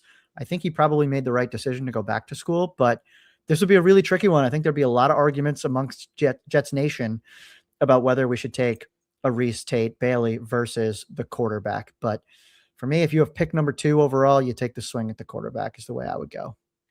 So that's an intriguing conversation that you're saying that, because there is a number 2 quarterback that everybody's talking about. And if you believe the whole positional value conversation that everybody keeps talking about, and this is going to go to Snowball because this is his quarterback that he likes. But my understanding with this positional value chart conversation, whatever, that quarterback is the top player that you get at that point, right? So number 2 is Ty Simpson. Snowball, are we doing Ty Simpson at number 2? Is that happening? Listen, there are other factors that play into the equation when it comes to taking a quarterback at number 2. So just because he's a quarterback doesn't mean that he should go at number 2. A lot of people think he is number 2. So, but the thing is that, right, the amount of starts that he has, his height, his condition at the end of the season, some say his decision-making is borderline. So just being a quarterback doesn't determine it. I, for one, like Ty Simpson. I don't like him at 2. I don't like him at 16. I'm tempted at 33. I'm even more tempted at 44. But for me, you know, I don't know if you watched the Gruden's QB class, but I watched it. Oof, and I was impressed. Listen, John Gruden could make me look good at quarterback, right? Like, you know, the stuff that Silva, right? You know, all that stuff. He could make anybody look good if you can talk football and whatever.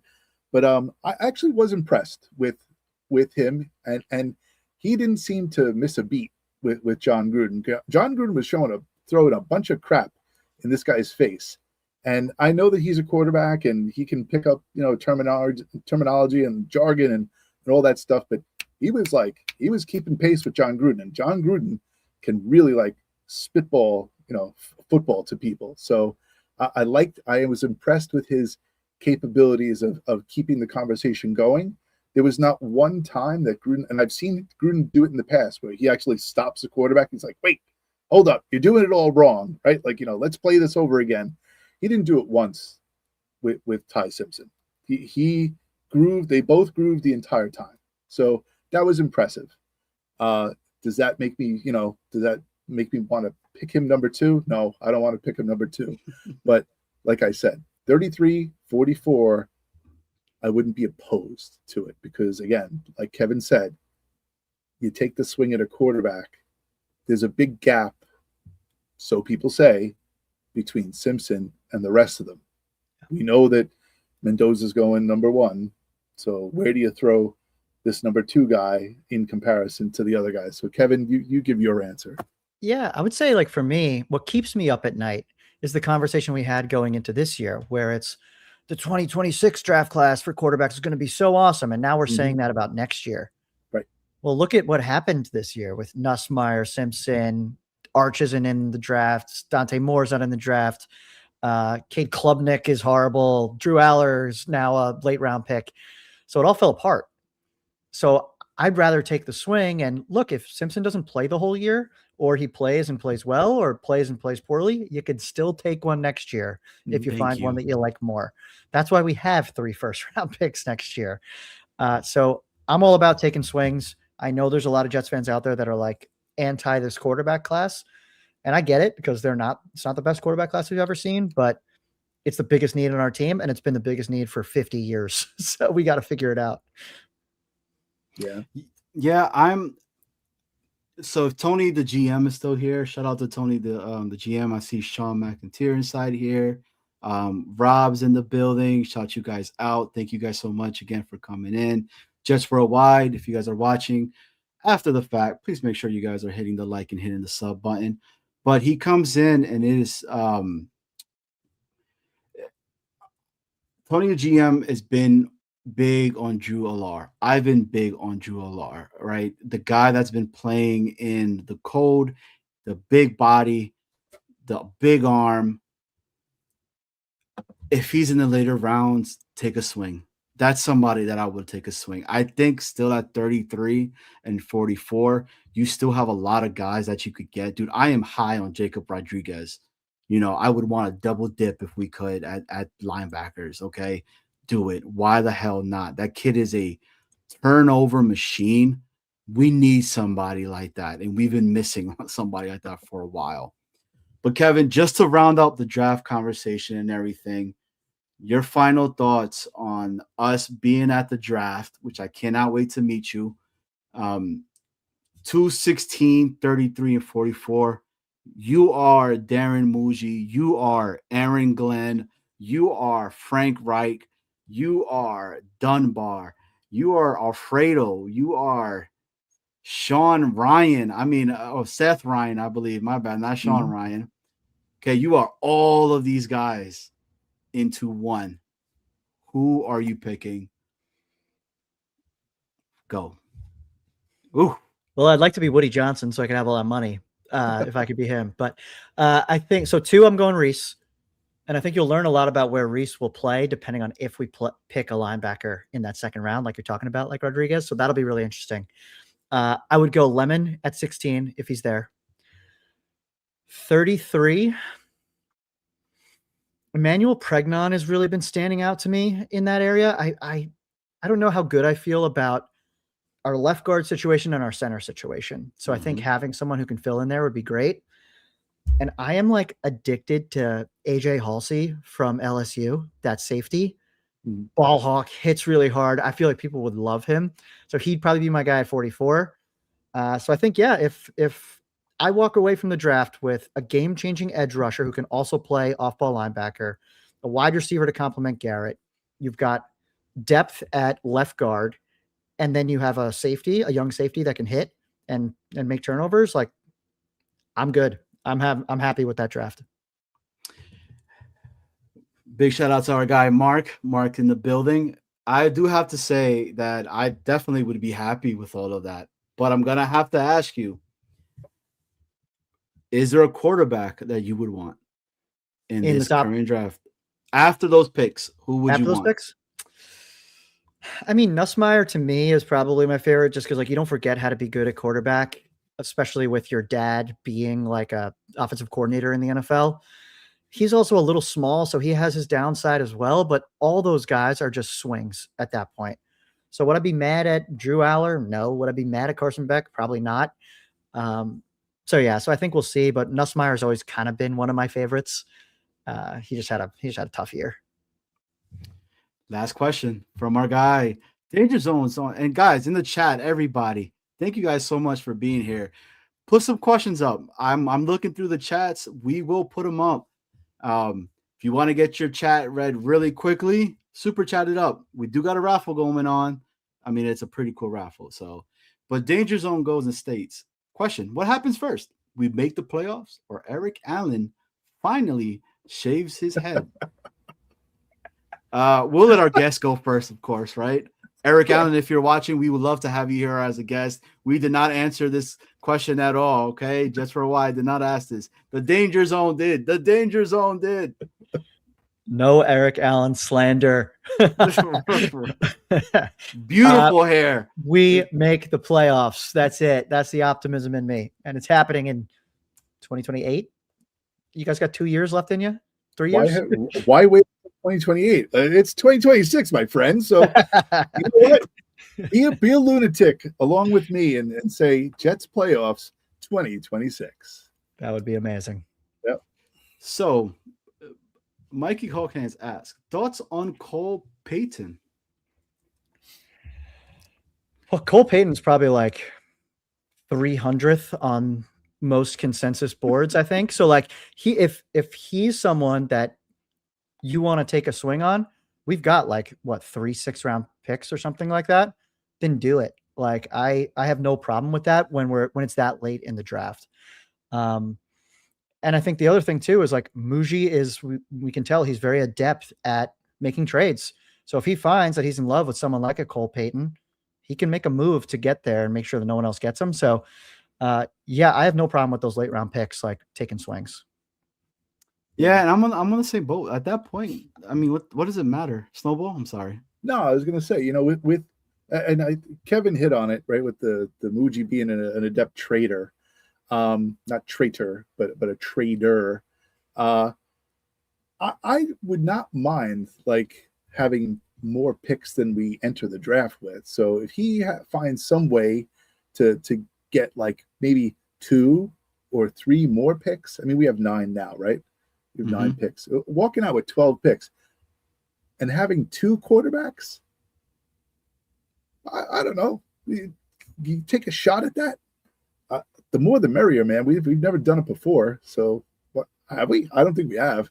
So if you want to take a swing at, you know, somebody, and then later on get like a Sawyer Robertson or you know, who's it, Tavon Green, or right? Is it Tavon Green? Talon Green, right? Yeah. Talon Green, or Cole Payton or something, like a real, you know, swing. I have a feeling that Green's going to go a little bit sooner than everyone thinks, because of what he did in the combine and stuff, and his size is amazing.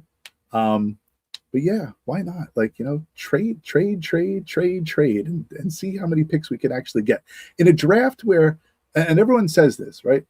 Not everybody, but most people are saying that in this draft, it's kind of like the mud draft, right? There's like a lot of people who are very close.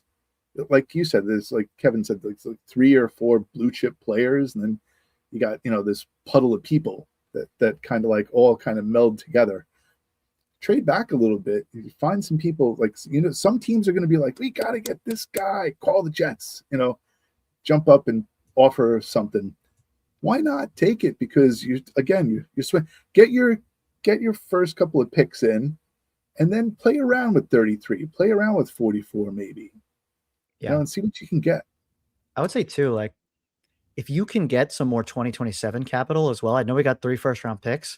That's going to be a much better draft. I forgot who I was listening to, and I apologize to whoever said it, but it was one of the draft analysts, and they said if you stacked ranked all the players from the 2026 draft and the 2027 draft into one draft, the first 8 picks, or 8 of the first 10 picks, would come from 2027, which just shows how much better that draft is looking. Now, of course, things can change. People can get hurt, all that stuff. But if you can acquire some more capital, why not? 100%. But Kev, like, but it goes back to that conversation, but everybody keeps saying, you know, and I feel the same way. Like, they said the same thing about this draft. They said that 2026 was going to be this crazy great draft that was coming. All these guys were going to be coming. And now we're just here and we're like, we're having this conversation pretty much all over again. And I don't know, man. Again, when we get to those, like, I just want them to get it right. And like you said in the beginning, I just want to win. I just want to win. Like, I don't care who they have. Let them win, you know? So. But we are not winning if we're rolling out Brady Cook and Bailey Zappi as our backup quarterbacks this year with Geno Smith getting older. So I do think you either trade for a veteran or you got to take a swing, or both. Yeah, we've had questions like that. Will Brady Cook be released? He'll probably sit on the practice squad. So. Yeah. Shout out to our guy Macho. Macho says, if the big three wide receivers are gone, Tate, Lemon, Tyson, who would you be number one target? I think, Kevin, you said Omar, Yeah. right? If I'm not mistaken. So Mhm. I think I want a big receiver, man. So Yeah. the kid from Tennessee, right? I mean, I wouldn't be mad at the Omar pickup. The later rounds, I want to double dip at wide receiver, by the way, guys. If I really, really do. There's a lot of wide receivers that are out there in the later rounds that a lot of people are not showing them love at Mhm. all. I definitely would do it. And then Boba Jet stays right here and says, Jets get Mendoza at number 1 from the Raiders. Darnold dropped to number 3. Anything can happen. It is the truth. But I'm going to say it, and I'm going to say it here. I am not 100% sold on Mendoza. I don't think he is the all in all it being. He did great on what he did in Indiana, but I'm probably one of the guys that thinks it was the coach and what they did for him over there. So does he have it up here? Yes, he is a smart guy. I think that matters of itself, but I'm saying that to myself to hopefully he does not. He does. I hope the Raiders are watching and they're like, yeah, they're like the motherfucker drop. Could you imagine we're there and the Raiders have selected Arvell Reese to go with Max Crosby? It would be bananas. Bananas. We would lose our shit and Yeah. everybody would be like, holy shit, it's And then happening. The Jets would take David Bailey. And And then he goes to the Cardinals. right, he goes to Right? the Cardinals He and goes they to win the a Super Cardinals. Bowl. Fucking A, man. But the last thing I'm gonna put it up here is from our guy Mark. And shout out to Mark Sacchetti, because it rhymes like spaghetti. That's how I always remember this guy. Should we draft a kicker? He does like Drew Stevens from Iowa. I would definitely love to draft a kicker. I am been big talks about Dominic Zavada. This kid is 6'3", I think 200 and something pounds, right? This kid has a huge leg, right? And give me the guy that is kicked in cold weather, that is kicked in crazy winds over there in Michigan, okay, that could still kick 70 yarders, no issues, no buts. But Kevin, are we drafting a kicker around the 7th round? You're not going to like my answer, but I am so anti drafting kickers or punters or anything like that. The reason being, I have such faith in Chris Banjo. That guy is my hero right now. If he could find Austin McNamara out of nowhere and almost make him our MVP, I am confident he will find us a kicker that can play this year. You think York is going to be our kicker?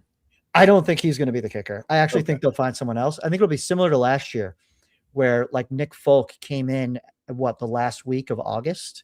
Like training camp was just wrapping up when we got him. So I don't know who it's going to be, but I think I'm not a big Cade York guy. I'll tell you that. Yeah, neither am I. But I like that kid Smack. Oh, Trey Smack from Trey Smack. Right? Yeah, that's a pretty badass Just the name Smack. I just want a Jets jersey that says Smack on the back. Of it. Yeah, why not? That's all I want. But Johnny, are you still with us? He's not. He's frozen. All right, Johnny, drop out and hop back in. There you go. Yeah, we put he put the there he's back. So you put the link in to call in? Yep. So Kevin, are you okay with taking some calls? Yeah, sure. Let's do it. Cool. So guys, we did put up the link. Feel free to call. But we are going to talk a little bit really quick with Kevin in regards to his experience inside the draft. Like, talk to us a little bit. How did this all start happening after the Radio City with your pops, et cetera, et cetera? Like, and you just were like, how excited? What am I walking into? This is my first time ever going. I've never gone. Something happened to me in December, and my wife was like, this has always been on your bucket list, Johnny. Like, go and do it. You're not promised tomorrow, and enjoy it. And shout out my wife is watching. Hey, shout out, love you. thank you for letting me and with the kids, because our kids, I had too many fucking kids, man. I just say that shit, right? So, but it takes a village, and to my pops and my moms and everybody that's watching, my sister that's gonna be watching the kids, and et cetera, et cetera. But what am I walking to? How hyped should I be? Am I going to get tackled for being in all green and white? You know, are people going to look at me and start shaking their head and be like, Jets fan? I'm sorry, buddy. You know, so They might say that. They might say that. I would say everyone at these drafts, though, if you just cloned the three of us as diehard fans and everyone in the chat 300,000 times, that's what you're walking into. It's all the diehard fans from their teams who actually just want to talk football. Like, you'll just be talking to a Washington Commanders fan about like their depth chart and who they want to draft. So it's a really cool environment.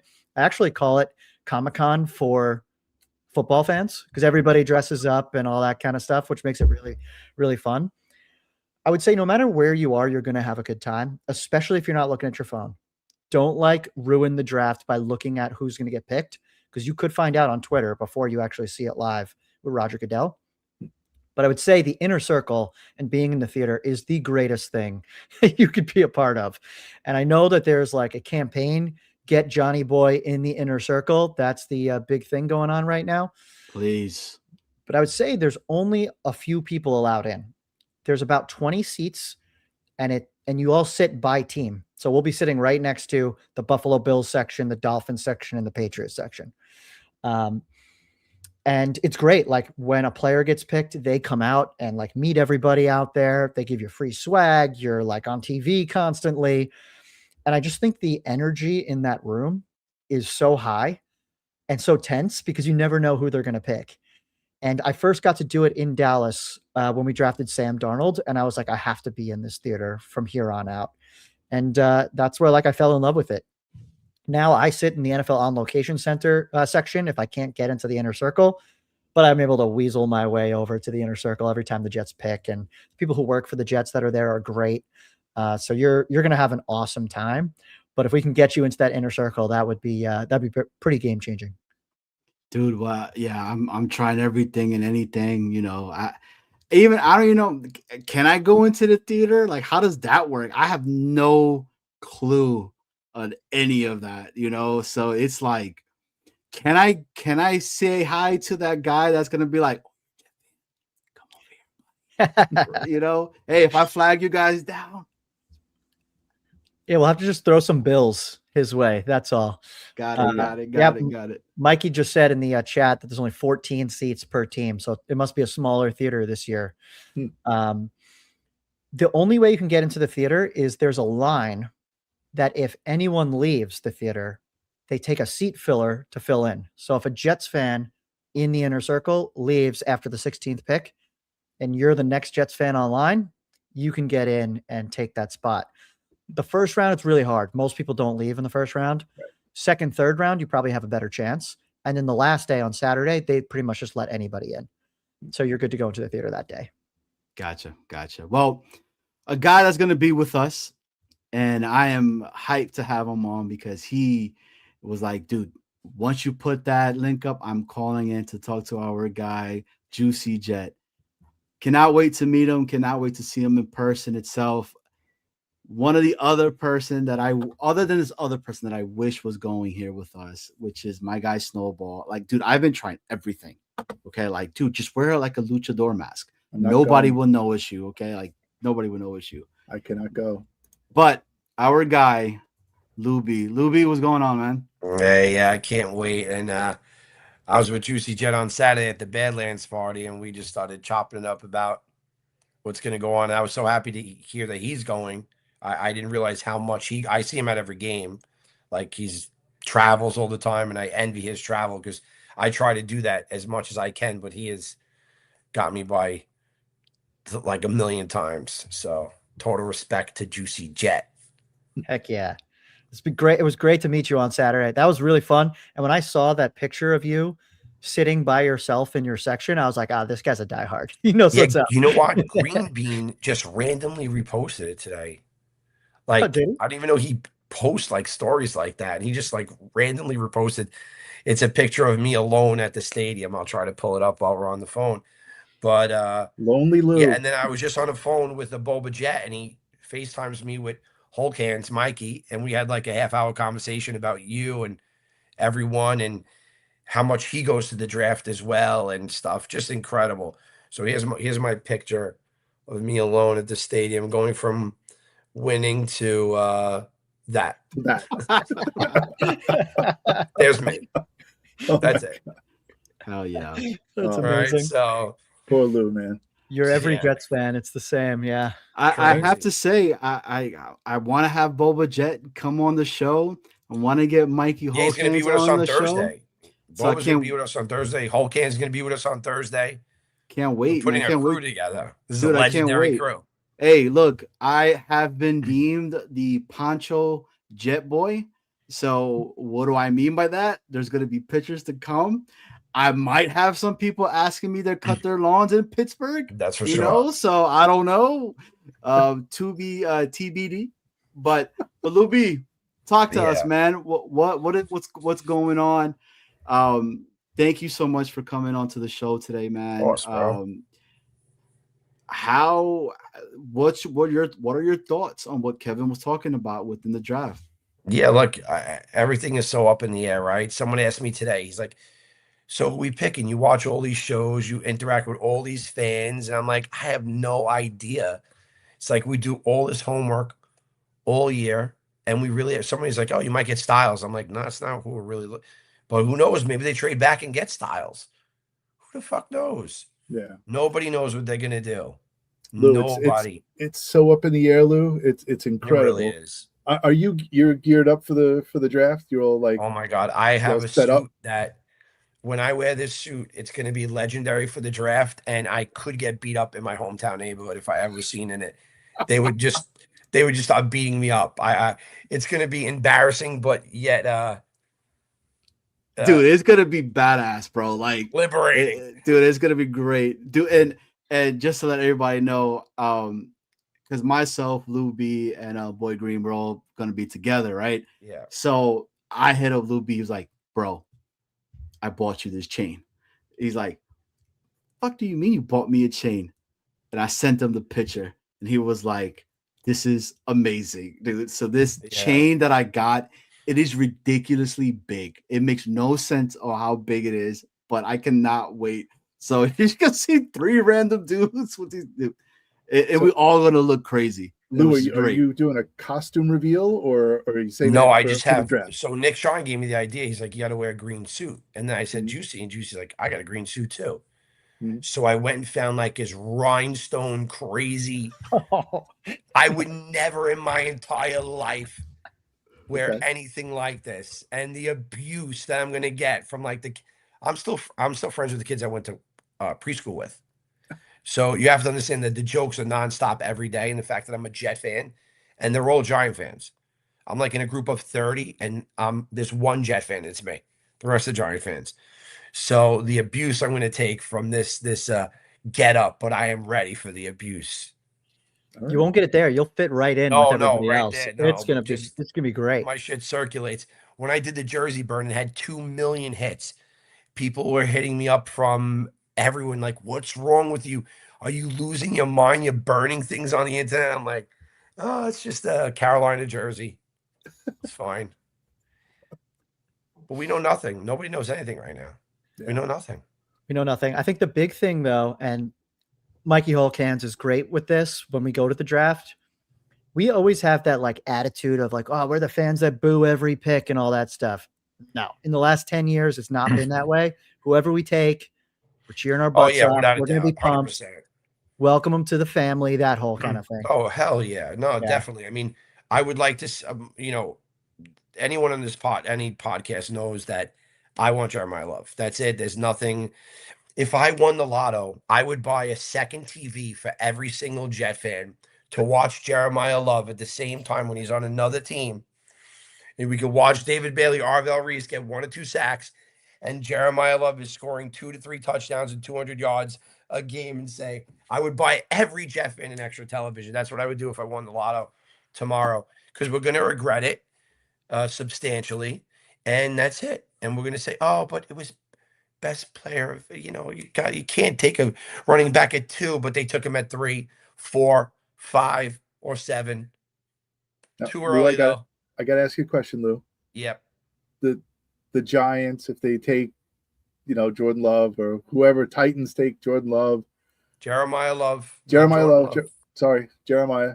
Right. So I'm pulling a Neil here. So anyway, it's the age. Exactly. It's the gray hair. Anyway, they draft him, Yeah. and he runs wild. Wild. Right. He's like Oh. yards, touchdowns, breaking the plane, all this stuff. Right. He's all over. Are you going to be that fan? Are you going to be like, look, see? I'm going to remind every single Jet fan every single day, and I'm going to get abused by every single Giant fan every single day. The only team that I don't want to take Jeremiah Love is the Giants. Mhm. That's my worst fear. Like, he could come off the board. Just please don't go to the Giants, because we're going to feel it so much all the time. Yeah. He is an incredible player. He's a man amongst children. If you don't believe me, please watch his highlights again after this show. He is unbelievable. And I understand Breeze and I understand all that. But there's people, even Indy Jet this morning came around to it and was like, maybe they should trade for.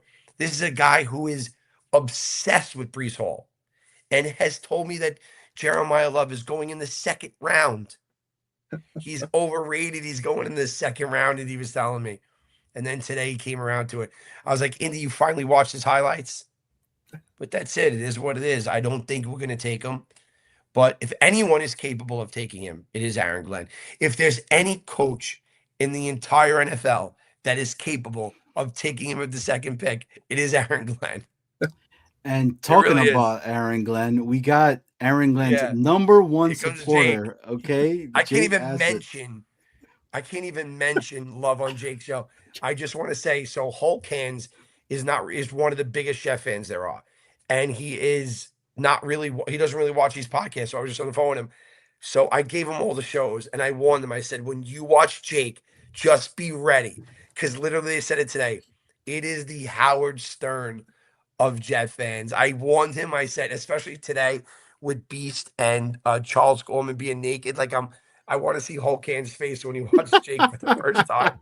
So Jake, I just got you 5 new subscribers, by the way. Jake is about to hit 45,000 subscribers. I got him a few with Hulk Hands and Bober and all these guys. So I can't wait for Hulk Hands to watch Jake's show today.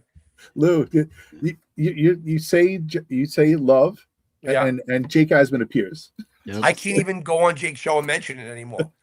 I get destroyed. He just I got pops up. hate mail. I can only come on this show, and Boy Greens is a safe place. Did Lou B just say Jeremiah Love? Boom. And Pops up. Mikey Holkan says, first time watching a podcast, and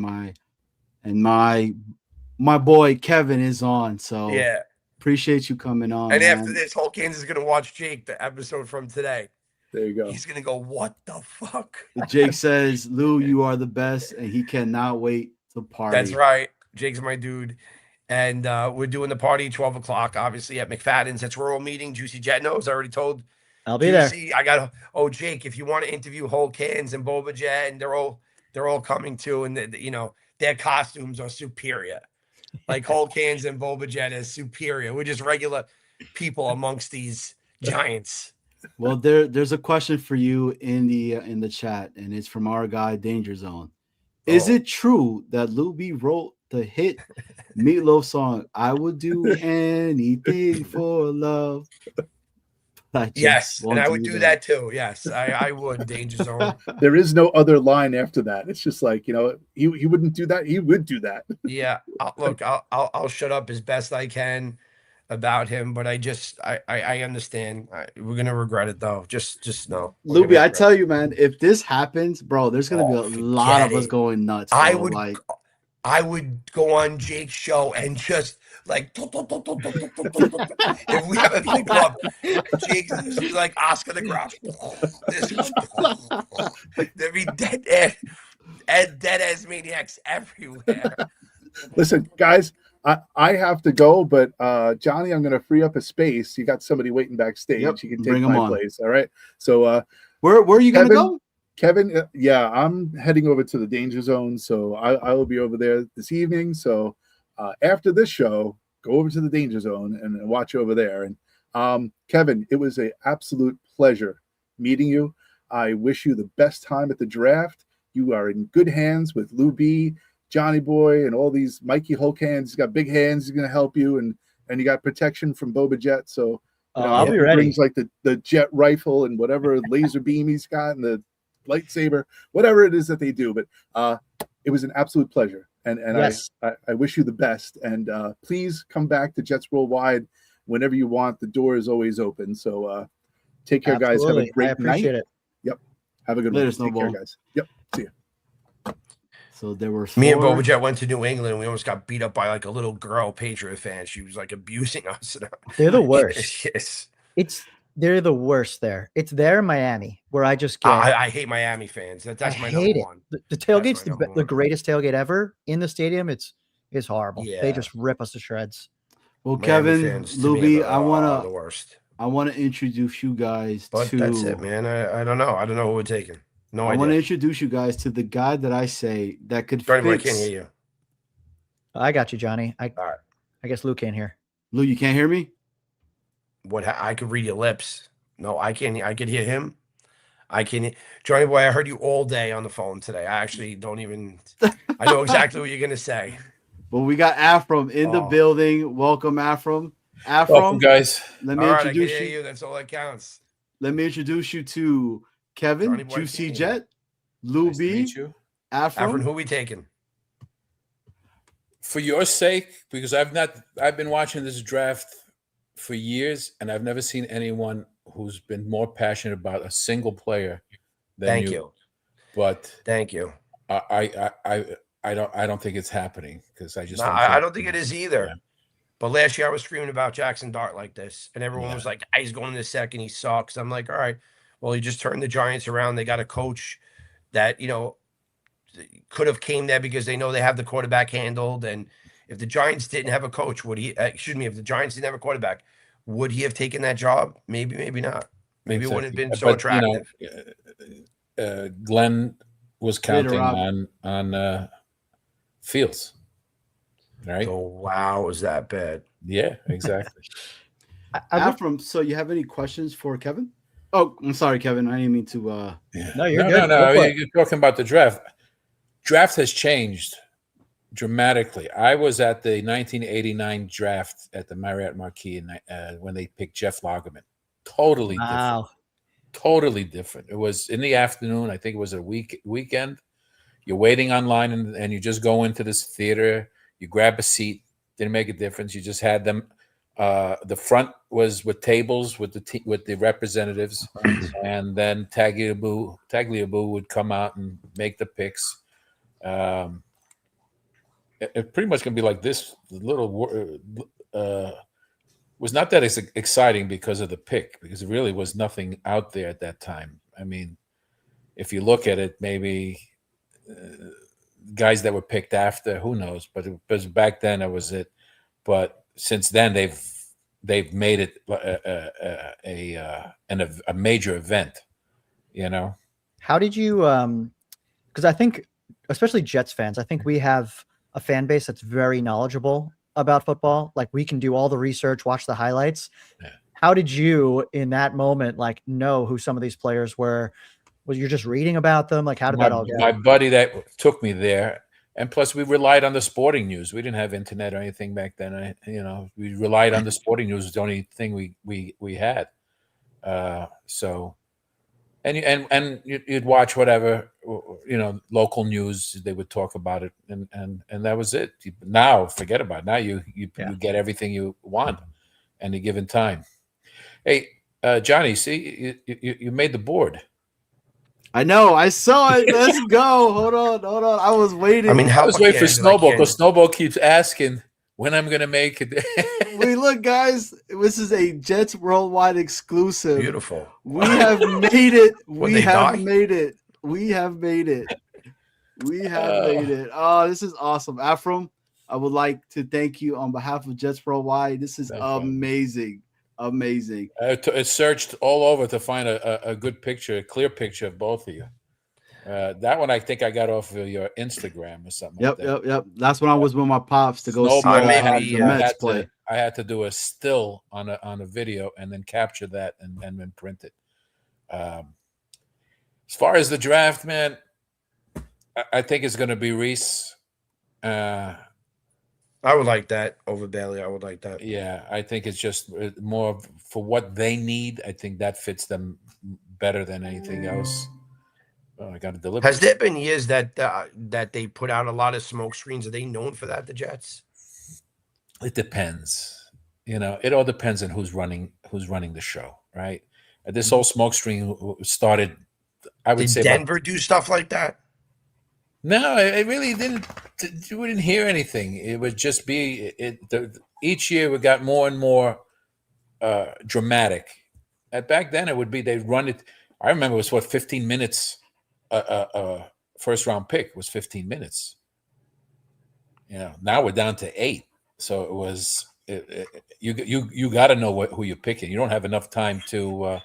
So you think a lot of these trades are possibly discussed way in advance because 8 minutes doesn't give you enough time to call. No. You would have to be ready to say, "Hey, I want this. This is what I could offer you. What do you want to do?" And the other team would know they only have a certain time to make a pick, right?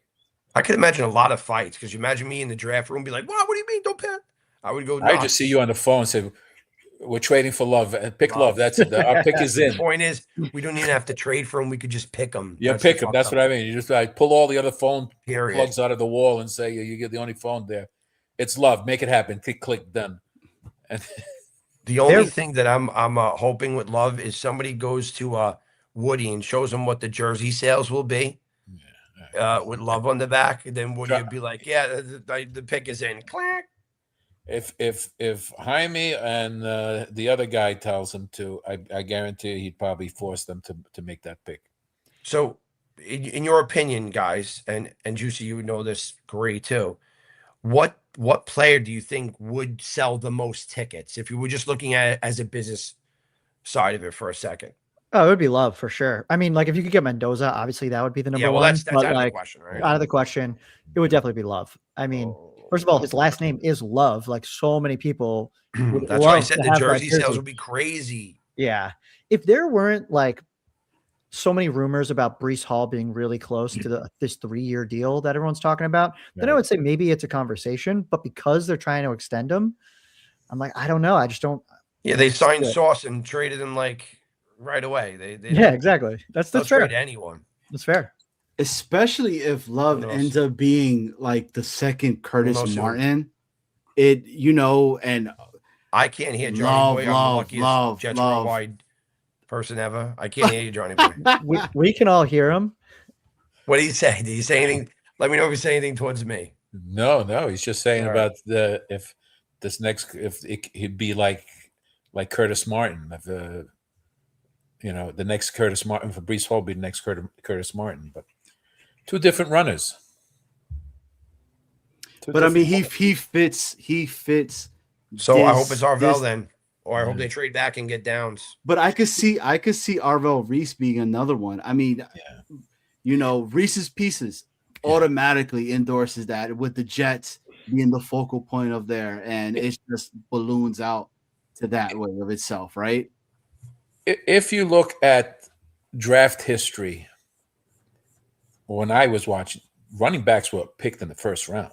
Yeah. They were held higher. Now, because the game has changed, wide receivers have now surpassed the running back and the quarterback as well. Sometimes you pick your quarterback second, third round. You get the best player at that point. But now, this is why the picking Love is just at picking him at 2. They don't think putting a running back at that level, regardless. Yes. I agree with you, but he's about to go 3, 4, 5, or 7. I get it, but who gets the most money? Right? Wide receivers now, edges are getting more money. Yeah. Same thing with safety. Safety's not getting picked in the up in the first 5 picks because they're not going to get the money. So, it's who they deem more important at that point. I And think it's that's unfortunate. It's no longer based on best player available anymore. Everyone says they pick for need, and it's usually the closer, and a lot of teams need a lot of stuff. Guys who pick in the first round and the top 5 picks, they pretty much need a lot of things, and so they're going to pick the best possible player for them at that point. And that's the really tough part about this draft. You look, there's no Joe Thomas, no stud left tackle. There's no stud quarterback. There's no stud no Jamar Chase. So that's why everyone's asking about trading up. I would love to trade back with Tennessee or Cleveland. Who's trading up? But who is doing that? Yeah, that's the big question. And now, if they can get, and I look at it this way, I would be picking guys of position that are better available this year than would be in 2027. Yep. That's the uniqueness of having all these draft picks. Yeah. Right. Because if I can not worry about getting certain players, because if my top 3 picks, if I can get Smith as a wide receiver in 2027, now I've filled in a better position than trying to picking the guy this year. Right. So take whoever's is good now that is not going to be I don't think, from what I've heard, linebackers are not going to be big in 2027 as they are this year, right? Yeah. All right. So you try to get the best linebacker you can this year. Yeah. it's like linebacker and safety are two safety, yeah, positions. because there's always a guy available, and they hype it up, and because if we worry about the quarterback, but these guys who are taking a quarterback in the first round, the teams that need a quarterback. So even if you have the picks to move up, they're gonna tell you no. I need the quarterback myself. Yeah. So you just hope the other 2 teams suck, and you do well. So at least you have a choice of a quarterback. Because tank for Arch, march for Arch, tank. We don't know. I'm hoping that Jets do well this season. And Indy tanks. And that's a massive one. The fact that Indy is in such disarray right now is huge. Love and then it. you get the better pick out of the, if the Packers or Cowboys take on an injury. Yeah, you hope You never know. Love gets injured. You hope Dak gets injured. Yeah. You hope Daniel Jones gets injured again. Listen, I've always said, you want to win the game, take the 15, and take out the quarterback. And guys, I got Big another fella, I super agree. chat from the That would big be a good fella. one, too. We could get him. Thank you so So, much. He says jersey Does everyone think sales. that the draft If changed that's today the case, based on Tyson having a good workout? hey Kevin, could you let him know that I'm going to read the super chat? I don't think you can. Yeah, hear me. he's calling the super chat, Lou. Yeah, one sec.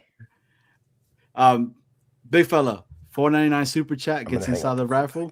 Jersey sales. If that's the case, you want Colton Hood. Jet fans carry the hood on their backs. Super true. Super true. Thank you very much. The big fella. Big shout out to our guy, Badshaw's in the building. What's crack-a-lacking? Gianni and Lou B. We have Boba Jet that comes in and states, if Love gets to 5, the Giants take him because their GM let Barkley out of the building. I think they go. This is they go intriguing. defense. This is intriguing because the talk over there with them is that the GM really has no say right now. And it really is Harbaugh's entire stuff. So I think at 5, I think they go Sonny Styles, man. Sonny Styles or Tate? Sonny Styles or Tate. Yeah. Luby, can you hear me now? I could hear you now. Lucky yeah. me. Yeah. Because we don't know how Neighbors is going to be coming out of that injury. So I also heard they were snooping around offensive line too. Some of those tackles. Well, that would be great if they take an offensive lineman because that really helps our draft. It does. People stop pushing back. Mm-hmm. What's going on, Yeti? Yeti.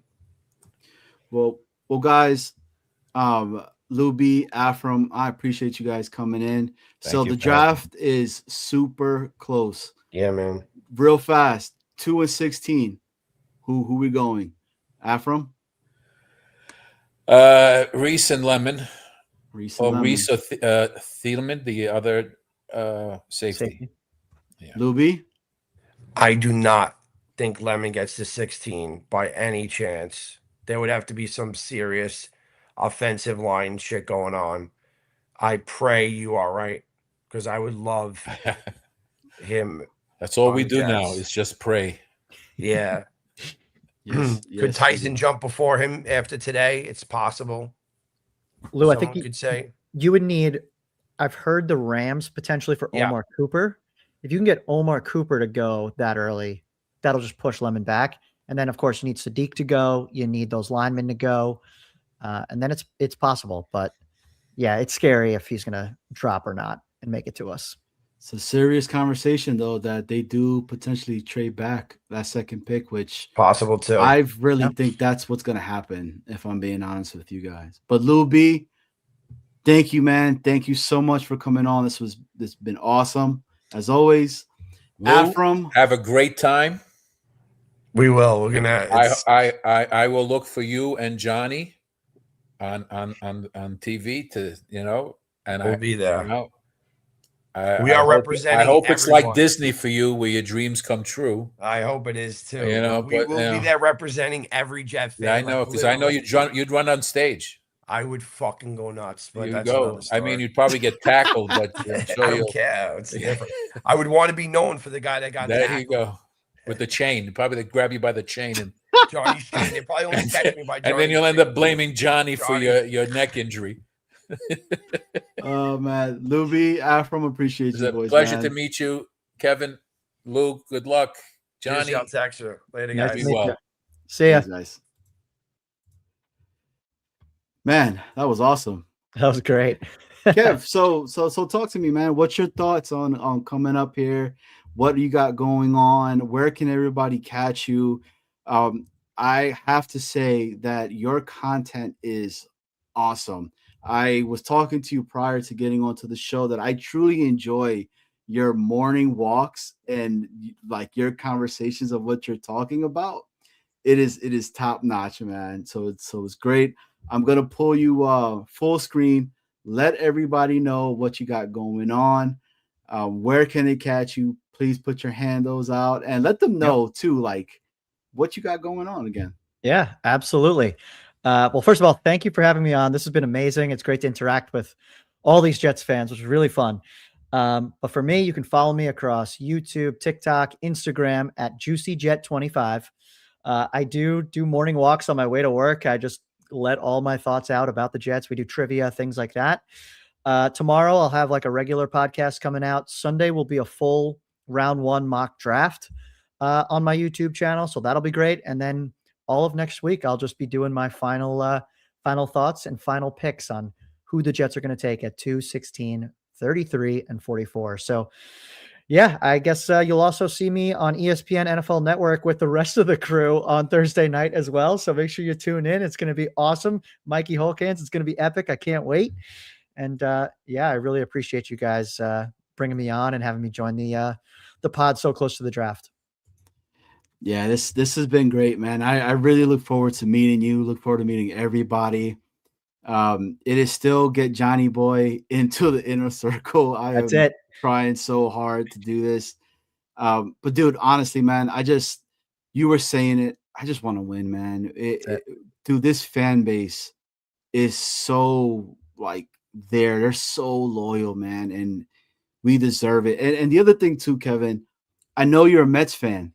I saw that, right? And a lot of the other teams that you do root for, and it's like we're taking it from everywhere, man. It is so but dude, I'm a diehard Mets fan too, bro. So like I'm there with you, but you know, I would love to get a little quick question, like should the Mets be worried right now? The fan base are. What's going on? I mean, we're even asking like WWE wrestlers to stop the bleeding and, you know, like uncurse them. But what is going on? I'm trying to be calm because it's only a couple weeks into the season. But man, like we can't score runs, which is really tough. The fielding looks like I could have fielded that ground ball that went to Beatty today. Like I don't know what was going on there. It's really tough right now. The optimism is you're going to get Soto back in a week or so. Some of the pitching has been really good. Some of the other pitchers have not looked good. So it's really up and down. When Nolan pitches, you got to win those games. I think that's just a foregone conclusion. And, I'm hanging in there. It's a long season. So I'm not, going to turn off the TV and not watch the Mets anymore. And who knows, maybe we get something going over the next few weeks or few months as the weather gets warmer, but it's not easy right now. No, it is not, man. And all I keep thinking is shades of DeGrom all over again, man, all over again. And I'm just like, how does this keep happening to us? But we're still there no matter what. I love the Jets. I love the Mets. I know you're an Islanders fan. I am. I'm a Rangers fan. So I got the different, I went different on that at least, right? But I should have been an Islanders fan because they won championships, right? And back to back to back to back. And I mean, there's Knicks playoff ball, which I'm excited about. So I'm not sure if you're a Knicks fan or not on that part, right? So 6 o'clock tomorrow, I'll be locked in. Dude, I cannot wait. I cannot wait. If anybody has not watched the Jose and Carmelo Anthony podcast that they just had together, 7 p.m. to Brooklyn, amazing conversations on that. But again, Kevin, this has been great to have you. Guys, again, Jets Worldwide. Come check us out. Hit the like, hit the sub. We will continue to keep bringing on guests here. I will be doing some things at the draft itself. Cannot wait. Myself, Kev will be there. Mikey Hulkhands, Boba Jet, Lou B, the whole Jake Asman. Our guy Boyd Green is going to be in the building as well. So cannot wait. Kevin, see you in the back really quickly before you get off. So don't get off. But again, guys, this has been another episode of Jets Worldwide. Thank you so much, Kevin. Juicy Jet, you're the man. Appreciate you. See you guys.